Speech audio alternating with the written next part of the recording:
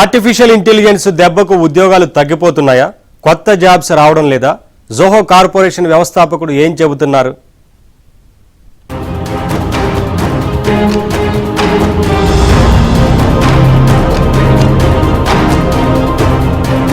Artificial intelligence అభివృద్ధి చెందుతున్న కొద్దీ ఉద్యోగ అవకాశాలు తగ్గుతున్నాయి. ఈ మాట చాలా మంది అంటున్నా కొందరు సాఫ్ట్వేర్ దిగ్గజాలు మాత్రం ఖండిస్తున్నారు. తాజాగా ఏఐ వేగంగా అభివృద్ధి చెందుతున్న నేపథ్యంలో ఐటీ రంగంలో ఉద్యోగాల కల్పన తగ్గిపోతుందని జోహో కార్పొరేషన్ వ్యవస్థాపకుడు శ్రీధర్ వెంబు చెప్పుకొచ్చారు. భారత్ ఆర్థిక రంగానికి ఇదే అతిపెద్ద సవాలన్నారు. ఐటీ రంగంలో ఒకప్పటి స్థాయిలో ఉద్యోగాల కల్పన జరగట్లేదని అభిప్రాయపడ్డారు. జోహో సహా పలు కంపెనీలు లే ఆఫ్స్ ప్రకటించినప్పటికీ ఉద్యోగాల సృష్టి తగ్గిందన్నారు. ప్రస్తుతం ఏఐపై కంపెనీలు పెట్టే ఖర్చులు పెరుగుతున్నాయని అన్నారు.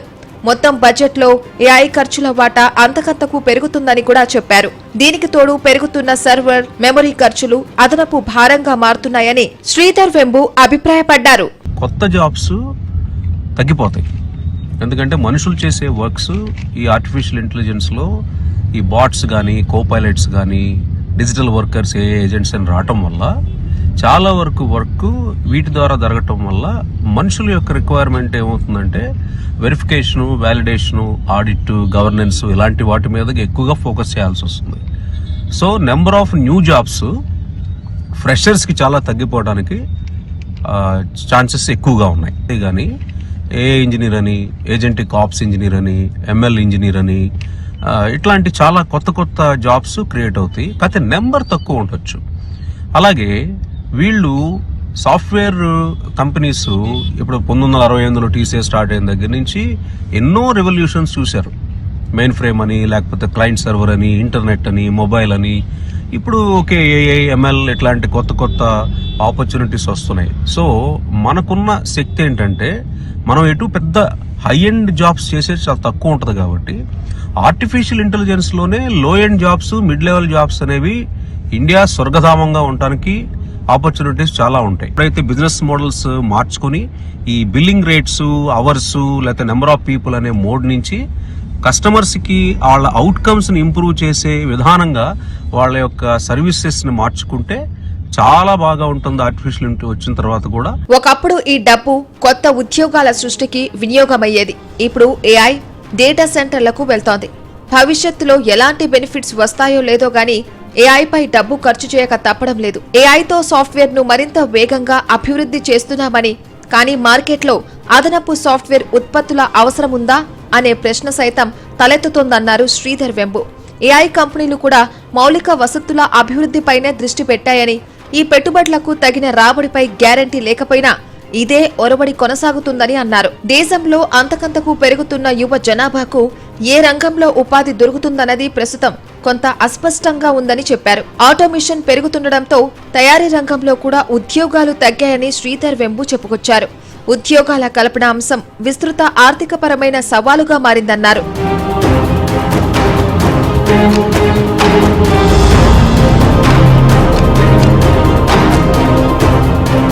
శ్రీధర్ వెంబు మామూలు వ్యక్తి కాదు. తమిళనాడు గ్రామీణ ప్రాంతాల నుంచి వచ్చి గ్లోబల్ టెక్ ఎంపైర్ ను సృష్టించారు. మద్రాస్ యూనివర్సిటీలో, తర్వాత ప్రిన్స్టన్ యూనివర్సిటీలో పీహెచ్డీ చేశాక కొన్నాళ్లు అమెరికాలోని టెక్ దిగ్గజంలో పనిచేశారు. తర్వాత జోహో కంపెనీని స్థాపించారు. అందుకే శ్రీధర్ వెంబు మాటలకు అత్యంత వాల్యూ.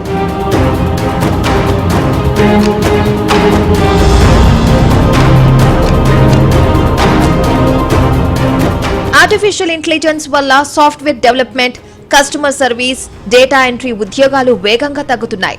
కంపెనీలు ఖర్చులు తగ్గించుకోవడానికి మనుషులకు బదులు ఏఐ టూల్స్ ను వాడుతున్నాయి.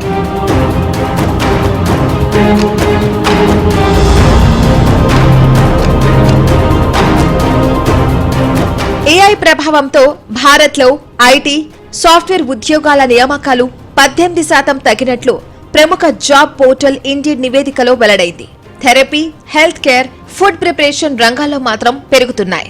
ఐటీ ఇన్ఫ్రాస్ట్రక్చర్, ఆపరేషన్స్, సపోర్ట్ రంగంలో 18%, డేటా అనలిటిక్స్ లో 16%, ఐటీ సిస్టమ్స్ అండ్ సొల్యూషన్స్ లో 15% జాబ్స్ తగ్గాయి. మానసిక ఆరోగ్యం, ఆరోగ్య సంరక్షణ, ఆహార సేవలకు సంబంధించిన రంగాల్లో ఉద్యోగాల డిమాండ్ వేగంగా పెరుగుతోంది. అంటే భవిష్యత్తులో సాఫ్ట్వేర్ కోర్సులు చేసిన వారు సైతం అటువైపు వెళ్లక తప్పని పరిస్థితి.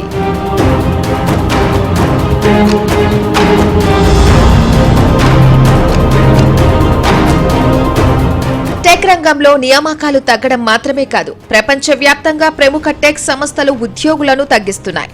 అమెజాన్ 2025 అక్టోబర్ నుంచి 2026 జనవరి మధ్య సుమారు 30,000 కార్పొరేట్ టెక్ ఉద్యోగాలను తగ్గించినట్లు సమాచారం. మెటా 2026 ఏప్రిల్లో 8,000 మంది ఉద్యోగులను తొలగిస్తున్నట్లు ప్రకటించింది. మైక్రోసాఫ్ట్ కూడా అమెరికాలో సుమారు 8,750 మంది ఉద్యోగుల కోసం స్వచ్ఛంద పదవి విరామణ కార్యక్రమాన్ని అమలు చేసింది.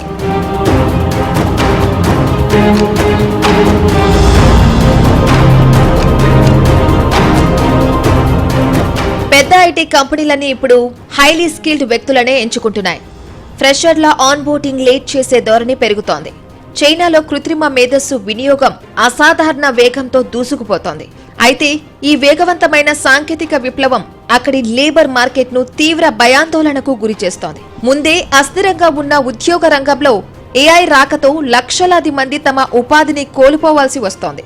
చైనాలోని వుహాన్ నగరంలో డ్రైవర్లెస్ టాక్సీలు అందుబాటులోకి రావడంతో అక్కడి సాధారణ టాక్సీ డ్రైవర్లు ఒక్కసారిగా రోడ్డున పడ్డారు. కేవలం డ్రైవింగ్ లేదా శారీరక శ్రమతో కూడిన పనులే కాకుండా ఆఫీసుల్లో పనిచేసే వైట్ కాలర్ ఉద్యోగులు సైతం జాబ్స్ కోల్పోతున్నారు. రియల్ ఎస్టేట్, విద్య వంటి రంగాలు మందగించడంతో చైనాలోని కోట్లాది మంది నిరుద్యోగులు జీవనోపాధి కోసం గిగ్ ఎకానమీ వైపు అంటే రైడ్ హెయిలింగ్ యాప్స్ డ్రైవర్లుగా మారారు.